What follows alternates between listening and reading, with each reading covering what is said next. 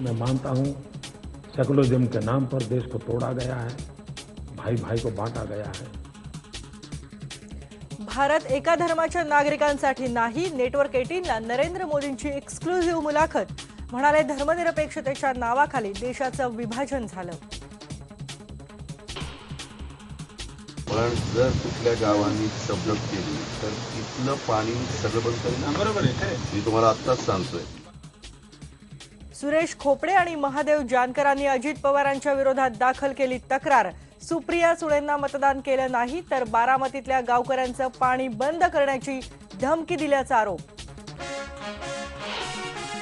आम्ही ते अर्ज वगैरे सगळा दिला होता की एका ठिकाणी नाव यावं, तर ते सगळा फॉर्म वगैरे भरून दिला होता, पण ते दोन्ही ठिकाणची नावं गायब झालेली.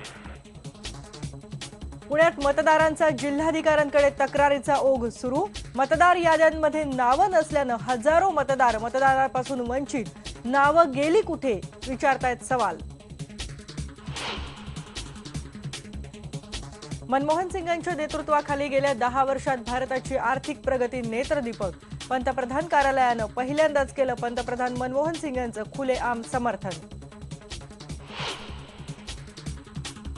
आर्थर रोड जेलच्या अधीक्षक वासुदेव बुरकुलेकडे तब्बल 1 कोटींची मालमत्ता सापडली. एसीबीनं घरातून 40 लाखांची रोकड केली जप्त. बुरकुलेसह उपअधीक्षक पाथरीकरला अटक.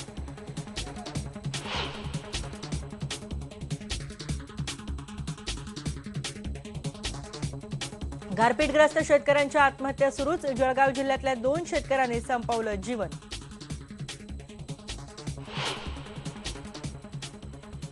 पंचगंगा नदीत मळी मिश्रित आणि नाल्याच्या पाण्यामुळे हजारो मासे मेले, पण महापालिका आणि प्रदूषण नियंत्रण मंडळ मात्र ढिम्मच.